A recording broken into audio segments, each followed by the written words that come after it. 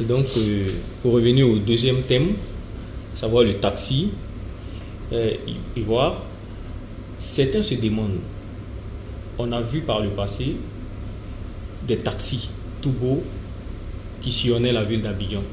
On a pensé à une innovation, on a pensé à un changement. Malheureusement, le projet n'a pas abouti. Aujourd'hui, on voit encore de nouveaux taxis dans la circulation. Pouvez-vous nous en dire plus? Qu'est-ce qui est différent de l'ancien projet? Bon, je pense que quand vous dites différent, c'est comment nous assurons que ça va être pérennisé. D'abord, il y a des textes qui doivent être pris, parce que vous avez vu que le taxi a changé. Le taxi a changé. Il y a des textes, il y a des arrêtés qui disent désormais, quand vous mettez un taxi en circulation, il n'est pas dit que Ivoire Taxi, parce que c'est de ça qu'il s'agit, qu'Ivoire Taxi a une marque déposée qui est la propriété de l'État ou des bénéficiaires, parce qu'il y a eu 10 bénéficiaires, 10 entreprises ivoiriennes donc, qui ont bénéficié donc, de ce projet-là. L'année prochaine, nous envisageons donc, de massifier l'opération en aidant à travers le FDTR, donc l'acquisition par les professionnels qui sont déjà installés, parce qu'il ne s'agit pas d'évincer quelqu'un, il s'agit d'évincer un mode de transport qui n'est pas conforme à la réglementation nationale et qui a été toléré parce qu'on n'avait pas d'autre choix que de tolérer. La SOTRA elle-même était défaillante. Donc on a toléré que les règles soient contournées parce qu'il n'y avait aucun autre moyen donc, de transporter nos compatriotes. Jusqu'à l'année dernière, à 21h, vous aviez encore beaucoup de nos compatriotes qui étaient, ne serait-ce qu'au plateau, en train de faire la queue pour rentrer à la maison. Je suis content qu'avec la bus, avec les express, à partir de 19h30, au plateau, tout le monde est rentré quasiment. Donc nous allons continuer les efforts pour faire en sorte que nos compatriotes soient transportés vite et dans de bonnes conditions.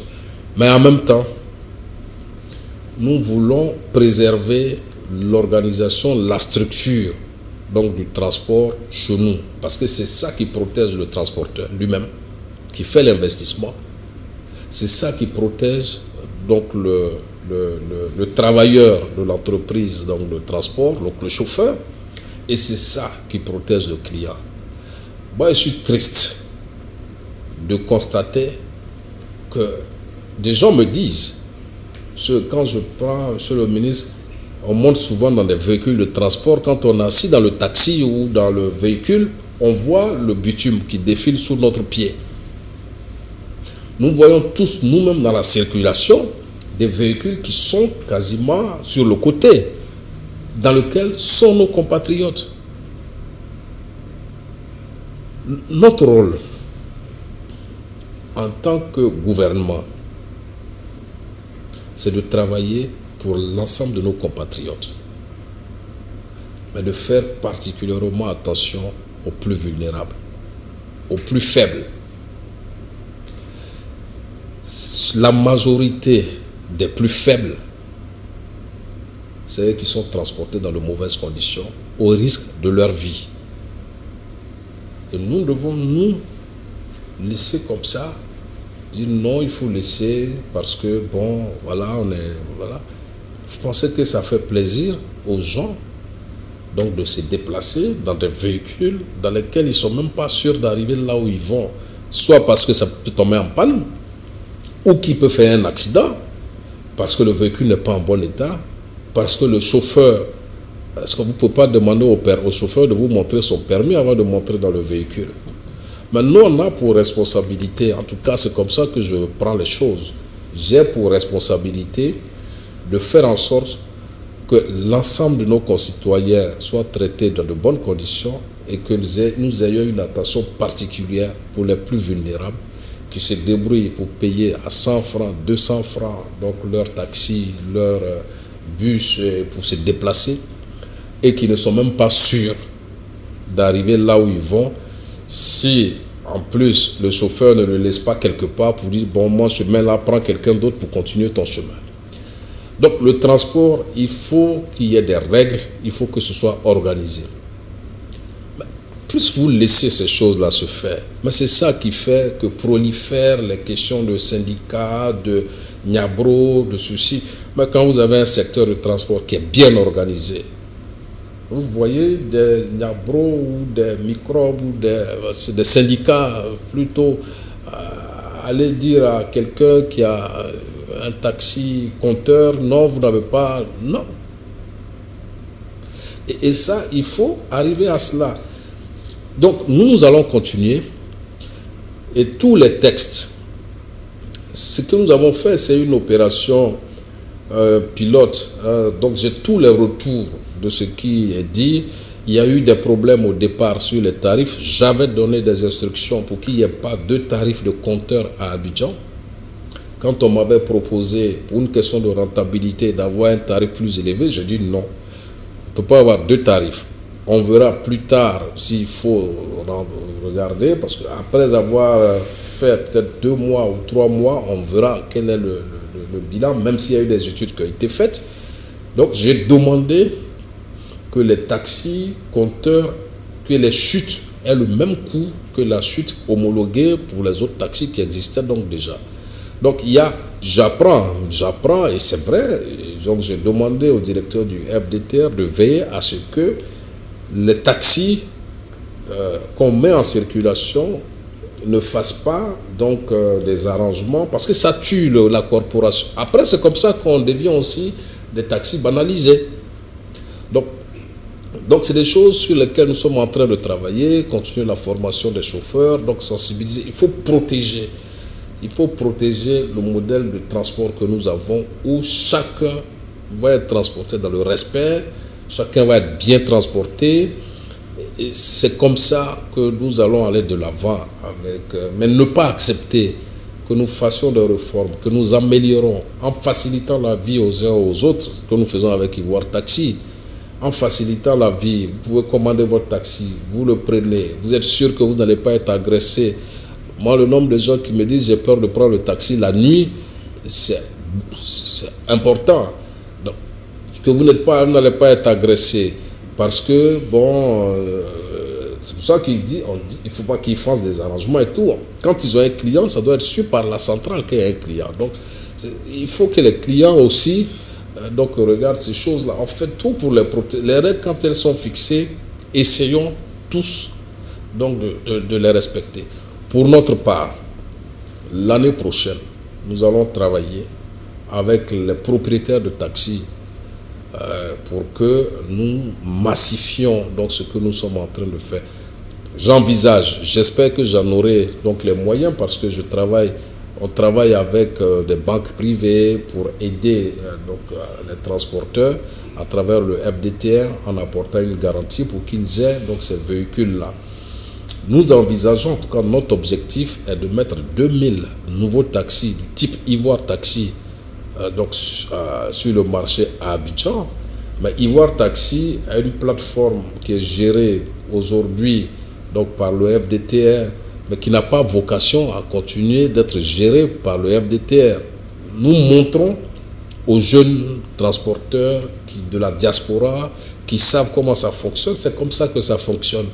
Nous demandons aux uns aux autres de monter de véritables entreprises de transport. On leur montre comment ça fonctionne pour que d'autres s'en inspirent pour monter leur propre plateforme. Ils ne sont pas obligés de s'appeler Ivoire Taxi. Nous fixons les couleurs des véhicules. C'est du orange et blanc. Après, chacun peut avoir le label qu'il veut, avoir sa plateforme et fonctionner selon les cahiers de charges qui sont en train d'être finalisés et qui vont être les cahiers de charges appliqués à tout nouveau taxi donc qui va rentrer en circulation. Ceux qui s'adapteront, évidemment, vont disparaître, vont mourir de leur belle mort, mais nous n'allons pas nous arrêter.